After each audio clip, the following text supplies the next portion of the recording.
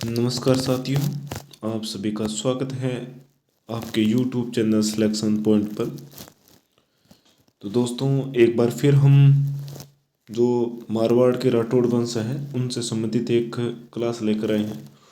और ये जो क्लास है वो हमारी मारवाड़ के राठौड़ वंश से संबंधित अंतिम क्लास रहेगी। और इस क्लास में हम वीर दुर्गादास राठौड़ और अजीत सिंह के बारे में चर्चा करेंगे। ठीक है दोस्तों, और इससे जो हमारी नेक्स्ट क्लास रहेगी उसमें राठौड़ वंश से संबंधित जो प्रश्न बन सकते हैं उनसे संबंधित क्लास रहेगी।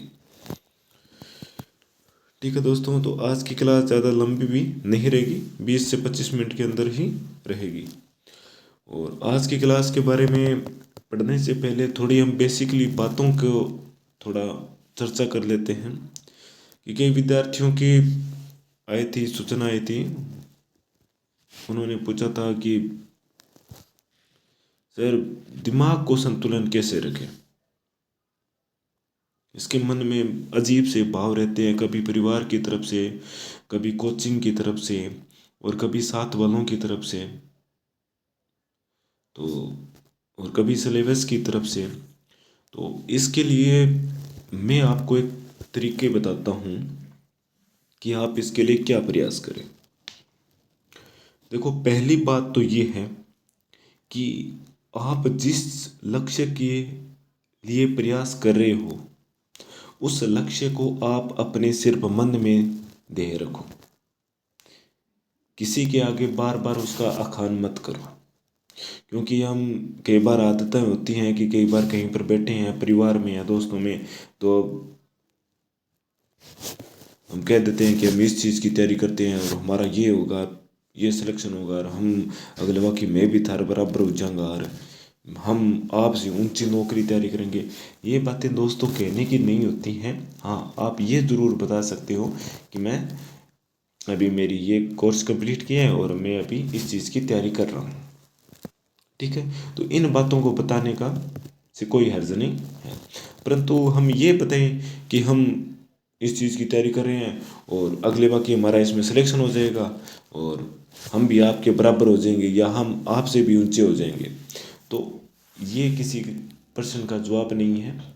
इससे क्या होगा कि आपके मन के अंदर ही एक्स्ट्रा दबाव पड़ेगा। वो कैसे?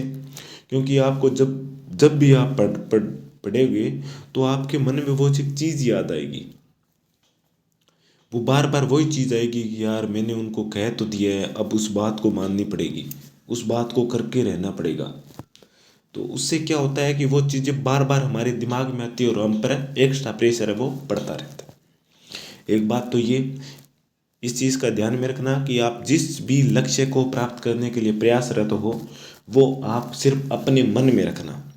अगर कोई पूछे कि इस बार आपका सिलेक्शन हो जाएगा, तब उसको ये मत कहना कि हाँ इस बार मेरा हो जाएगा।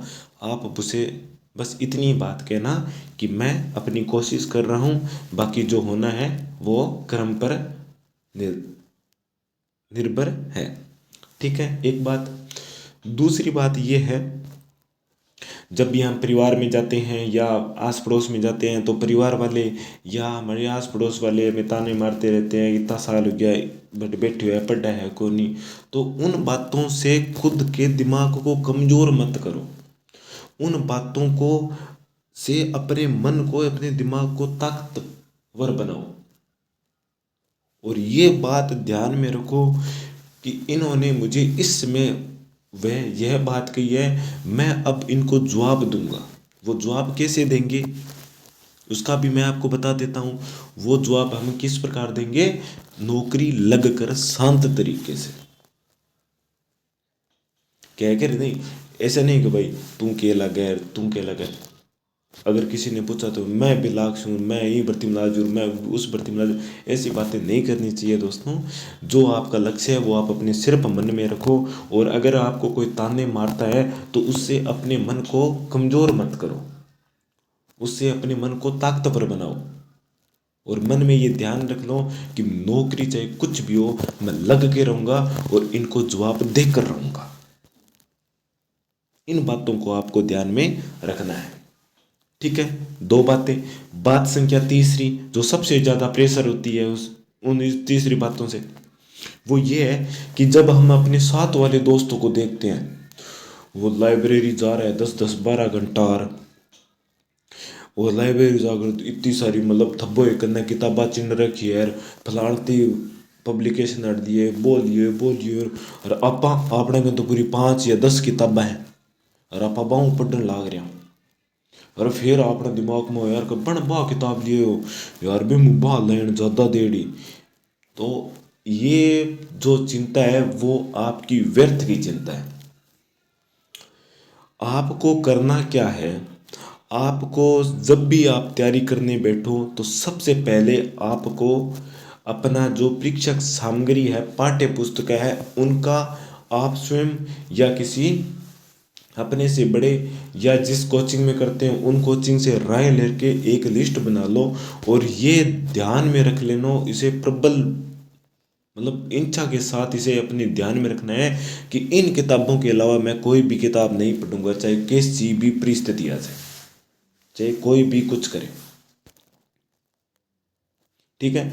और इन इन चीज़ों का हौसला कैसे मिलता है, इन चीज़ों को हौसला तब मिलता है जब आप यूं बोले क्या हो गया, तो आपका पटा मन में बोलना है कि आपा पटा प्रश्न तो बामू यहाँ से, बस किसी औरों को नहीं कहना है, खुद के मन में रखना है कि आपा पटा उनमें से प्रश्न आएंगे बस। क्योंकि कई बार ऐसे दोस्त होते हैं जो जेलसी करते हैं, वो आकर बार बार उन्हें उकसाते हैं कि यार आ की किताब पढ़ा, मैं बा किताब पढ़ी और बड़ी बाई पढ़ी, जिसको लाग गयो ना उनके एग्जाम्पल देंगे वो। तो आपको उनके चक्रों में नहीं पढ़ना है, आपको जो आपने निश्चित कर लिया है उन्हीं किताबों से पढ़ना है, उनके अलावा किसी भी अन्य किताब से आपको नहीं पढ़ना है। ठीक है दोस्तों, तो इस प्रकार के जो व्यर्थ चिंतन है वो आप त्याग दोगे तो आपकी तैयारी एकदम पूरे लक्ष्य की तरफ है, अर्जुन की तीर धनुष की तरह हो जाएगी, जिन्हें सिर्फ और सिर्फ क्या दिखती थी, पक्षी की चिड़िया की आंख। ठीक है दोस्तों, ठीक है। तो इन प्रकार के व्यर्थ के चिंतन को छोड़ दो। और रही बात की तैयारी कैसे करें, तो जो सेकंड ग्रेड है उनके लिए स्पेशल है, अभी रीट के लिए चल रहा है, तो सेकंड ग्रेड वालों के लिए मैं स्पेशल एक अलग से क्लास बनाऊंगा और उसमें बताऊंगा कि कौन कौन सी किताबें पढ़नी है, और जो मूल किताबों वाली बात है उन पर भी हम चर्चा करेंगे, उन पर हम चर्चा करेंगे और ये बताएंगे कि वर्तमान में जो नए नए टॉपिक जोड़ेंगे हैं वो कौन सी किताबों से सीधे सीधे उनके जो पाठ के नाम है ना वहाँ से उठाए गए हैं। ठीक है, तो उन पर भी हमें चर्चा करेंगे एक हमारी अलग क्लास में। ठीक है दोस्तों, तो चलिए हम आज की क्लास को हम प्रारंभ करते हैं। और आज की क्लास में हमारा जो टॉपिक है वो है दुर्गादास राठौड़। दुर्गादास राठौड़ कौन था, सबसे पहले इनके बारे में जान लेते हैं। दुर्गादास राठौड़ महाराज जसवंत सिंह के दरबारी आस्करण का पुत्र था, जिसे मारवाड़ के राठौड़ों का यूलिसेस कहा जाता है। इन्हें यूलिसेस इसलिए कहा जाता है क्योंकि जब महाराणा जसवंत सिंह की मृत्यु हो गई थी 1678 में जमरूद में, तब जो उनकी पत्नी थी वो गर्भवती थी, तो उनका कोई भी उत्तराधिकारी नहीं था। इस दौरान जो मुगल शासक था औरंगजेब, उसने जोधपुर को क्या किया गया, खालसा घोषित कर दिया था, उसी प्रकार जिस प्रकार अकबर ने खालसा घोषित किया था चंद्रसेन की मृत्यु के बाद 1581 से 83 के बीच। इस प्रकार है जो मारवाड़ है वो कितनी बार खालसा घोषित किया गया था, 2 बार। कितनी बार, 2 बार। एक बार 1581, एक बार 1581 से 1583 के बीच में, और दूसरी बार जब जसवंत सिंह की मृत्यु के बाद में 1678 में। ठीक है, चलिए हम चर्चा करते हैं। दुर्गादास के पिता का नाम क्या है। दुर्गादास का पिता आस्करण कौन थे, आस्करण जो जसवंत सिंह का मंत्री था और उसे सालवा की जागीर भी मिली हुई थी, किसे, आस्करण को। दुर्गादास के पिता है ना आस्करण, इन्हें सालवा गांव की जागीर मिली हुई थी, और वहीं पर दुर्गादास जी का सालवा में जन्म हुआ था 1638 में। कब हुआ था, 1638 में, जब जसवंत सिंह मारवाड़ के शासक बने थे 12 वर्ष की आयु में। और जसवंत सिंह का जन्म कब हुआ था, 1626 में। कब हुआ था, 1626 में। ठीक है, कर्नल जेम्स टोड ने राठौड़ों का यूलिसेस कहा था, क्योंकि जब मारवाड़ शासक डगमगा रहा था तब इस डूबते हुए मारवाड़ शासक को जो सहारा दिया था वो कौन था? दुर्गादास राठौड़ ही था। ठीक है, चलिए आगे चलते हैं।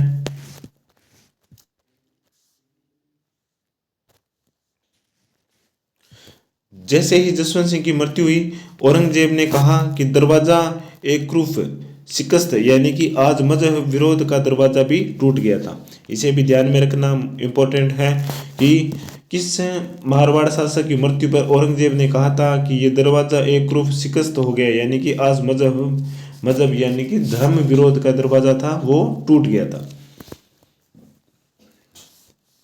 जैसे ही जसवंत सिंह की मृत्यु हुई थी तो औरंगजेब ने जोधपुर को खालसा घोषित कर दिया तथा यहाँ का जो प्रशासन है वो ताहिर खान और खिदमत गुजार खान को सौंप दिया था। किसे?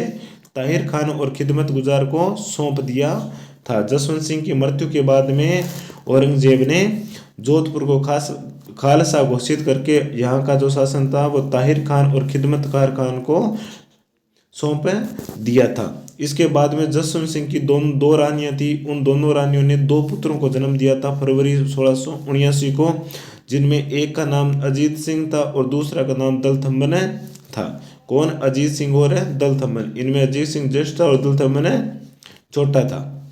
ज़्यादा अंतर नहीं था, बस घंटे 1.5-2 घंटे का इतना ही फर्क था। ठीक है, दोनों जसवंत सिंह की दो रानियां थी। दोनों रानियों ने दो पुत्रों को जन्म दिया। एक जसवंत अजीत सिंह था, दूसरा नाम है दलथम्बन था। चलिए आगे चलते हैं। ये दोनों रानियां कहाँ पर थी उस समय?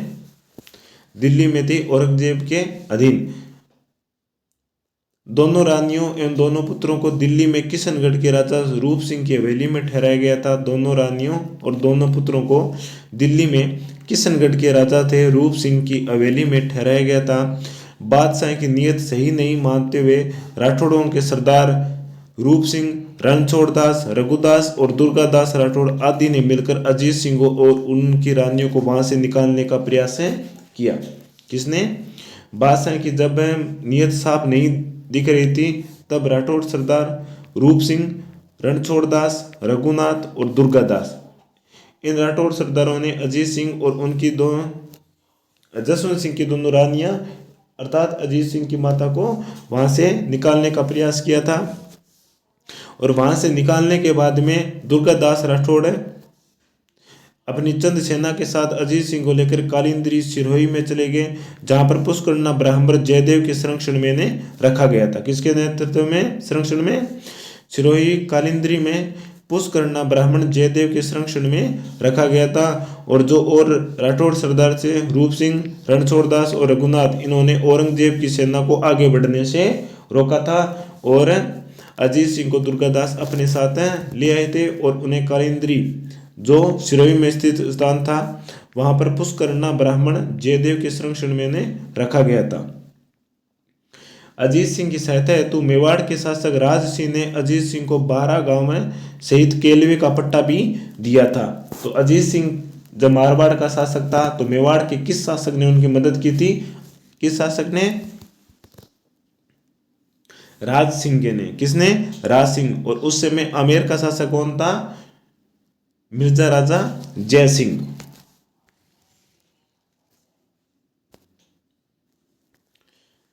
मेवाड़ के शासक राज सिंह ने अजीत सिंह को 12 गांव सहित केलवे का पट्टा भी दिया था।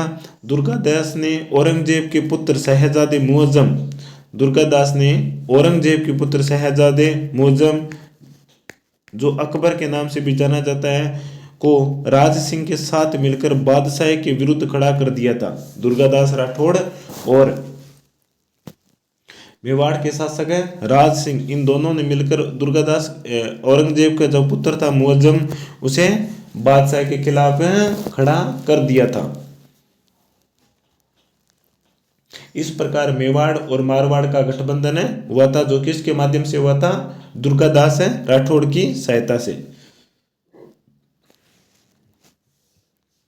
जब दुर्गादास राठौड़ ने अजीत सिंह दुर्गादास राठौड़ ने राज सिंह के साथ मिलकर औरंगजेब के पुत्र को उन्हीं के विरुद्ध भड़काया और उसके बाद में अकबर ने यानी कि औरंगजेब के पुत्र ने 1 जनवरी 1681 को नाडोल में स्वयं को बादशाह घोषित कर लिया था। कब? अकबर ने 1 जनवरी 1681 को नाडोल में स्वयं का बादशाह घोषित कर लिया था। इस पर जब औरंगजेब को इस चीज़ की भनक मिली तो वो औरंगजेब सेना लेकर के नाडोल पहुंचा और उन्होंने अपने पुत्र अकबर को के नाम से जाली पत्र एक दुर्गादास राठौड़ को और दूसरा राज सिंह को भेजा कि आप कि बेटे तुमने बहुत अच्छा काम किया जो दोनों शत्रुओं को एक साथ मैदान में ले आया और अब हम इनसे इन दोनों शत्रुओं को खत्म कर देंगे। और ये जाली पत्र दुर्गादास राठौड़ और राज सिंह को जो शिविर थे उनके बाहर फेंक दिए गए थे। और जैसे ही राज सिंह और दुर्गादास राठौड़ को इनके पत्रों की जानकारी मिली तो वहां से वो चले गए थे। और सुबह जब देखा अकबर ने कि दोनों ही राजपूत सेना वहां पर नहीं है, तब अकबर समझ गया था कि ये उसके पिता की चाल है, क्योंकि राजपूत अपने वादों से नहीं मुकरते हैं। इसके बाद में अकबर बाहर काबुल की तरफ चला गया था और दुर्गादास राठौड़ को बाद में इस औरंगजेब की चाल का भी पता चला था और दुर्गादास राठौड़ ने अकबर के परिवार को सलामत काबुल में अकबर के पास पहुंचाया था। ठीक है दोस्तों, चलिए आगे चलते हैं। जब औरंगजेब की मृत्यु हो गई थी, कब? 1707 में। 1707 में औरंगजेब की मृत्यु होने पर अजीत सिंह ने जोधपुर के नायब फौजदार जाफर कुली को भगाकर अपने राज्य पर अधिकार कर लिया था। इस प्रकार 1707 में राठौड़ों ने पुनः मारवाड़ पर अपना अधिकार किया था। कब? 1707 में औरंगजेब की मृत्यु होने पर अजीत सिंह ने, किसने? अजीत सिंह ने जोधपुर के जो नायब थे फौजदार जाफर कुली को भगाकर अपने राज्य पर पुनः अधिकार कर लिया था। अजीत सिंह को इससे पहले ही मार्च 1687 में पालड़ी गांव जो सिरोही में पड़ता है वहां पर सार्वजनिक कर दिया गया था। कब? अजीत सिंह को मार्च 1687 में पालड़ी गांव में सार्वजनिक कर दिया था, जिससे दुर्गादास राठौड़ से उनकी अनबन हो गई थी। और उसके बाद में दुर्गादास राठौड़ अजीत सिंह से नाराज होकर के मेवाड़ चले गए थे और मेवाड़ के उस समय महाराणा अमर सिंह द्वितीय थे, जिन्होंने इन्हें विजयनगर की जागीर भी प्रदान की थी।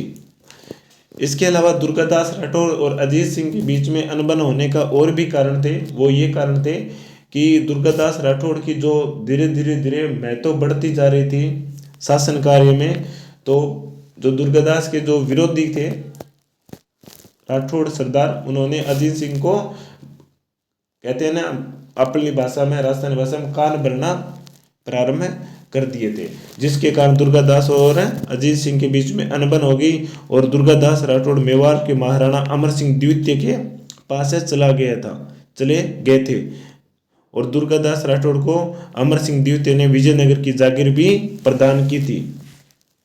इसके बाद में दुर्गादास राठौड़ अपने जीवन के अंतिम समय में उज्जैन चले गए थे और वहीं पर 22 नवंबर 1718 में उज्जैन में शिप्रा नदी के किनारे इनकी मृत्यु हो गई थी और वहीं पर आज भी शिप्रा नदी के तट पर दुर्गादास राठौड़ की छतरी स्थित है या बनी हुई है। तो दुर्गादास राठौड़ की छतरी कहाँ पर स्थित है? उज्जैन में शिप्रा नदी के किनारे। अब इसके अलावा आपका एक प्रश्न ये भी बन गया कि उज्जैन किस नदी के किनारे स्थित है, तो वो होगा आपका उत्तर शिप्रा नदी के किनारे। ठीक है दोस्तों, ये थी हमारी आज की क्लास। मैंने जैसे ही आपको शुरू में विदित किया था कि आज की क्लास हमारी ज़्यादा लंबी नहीं रहेगी, हम इसमें दुर्गादास राठौड़ के बारे में ही पढ़ेंगे, क्योंकि आरबीएससी और एनसीईआरटी की किताबों में इनके बारे में ही दिया गया और कोई विशेष जानकारी नहीं थी। अब जो हमारी नेक्स्ट क्लास रहेगी वो रहेगी राठौड़ वंश से विभिन्न विगत परीक्षाओं में पूछे गए प्रश्नों से संबंधित, विशेष रूप से आरपीएससी के और आरएसएस बोर्ड के द्वारा। ठीक है, और इन प्रश्नों का हल करने का और इन्हें पढ़ने का यही कारण है कि हमने जो भी पढ़े हैं क्या उनसे संबंधित हमारे प्रश्न उत्तर आ रहे हैं पिछली भर्तियों में। ये जानने के लिए ही हमारी नेक्स्ट क्लास प्रश्नोत्तरों की रहेगी और इसके साथ हमारा रिवीजन भी हो जाएगा। ठीक है दोस्तों, ये थी हमारी आज की क्लास और आज की क्लास में हमने दुर्गादास राठौड़ के बारे में पढ़ा, जिसे मारवाड़ के राठौड़ों का यूलिसेस कहा जाता है। ये महाराणा जसवंत सिंह के दरबारी आस्करण के पुत्र थे और उन्होंने जसवंत सिंह के उत्तराधिकारी अजीत सिंह और उनकी माताओं को किस प्रकार औरंगजेब से चंगुल से उन्हें मुक्त करवा कर लाए और फिर उन्हें कालिंदी के पुष्करना ब्राह्मण जयदेव के यहाँ संरक्षण रखा। और उनके बाद में जब 1707 में औरंगजेब की मृत्यु हुई तो अजीत सिंह को वहाँ का जोधपुर का शासक वापस से पुनः प्राप्त हो गया था। और दुर्गादास राठौड़ के समय ही मारवाड़ मेवाड़ के संबंध स्थापित हुए थे और अंत में दुर्गादास राठौड़ और अजीत सिंह के बीच में अनबन हो गई थी, जिसके कारण दुर्गादास राठौड़ मेवाड़ के शासक अमर सिंह द्वितीय के यहाँ चले गए थे और अंतिम पल दुर्गादास राठौड़ ने उज्जैन में शिप्रा नदी के किनारे गुजारा था और वहीं पर उनकी मृत्यु हो गई थी, जहां पर उनकी आज भी छतरी बनी हुई है।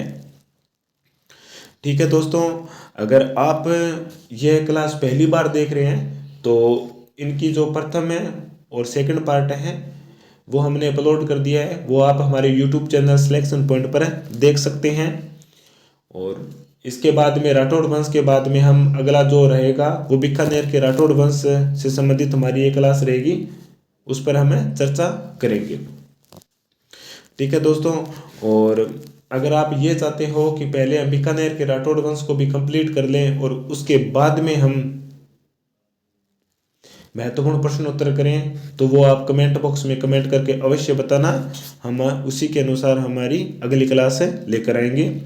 ठीक है दोस्तों, और इनकी जो PDF है वो टेलीग्राम चैनल पर अपलोड कर दी जाएगी, वहाँ से आप उसे डाउनलोड कर लेना।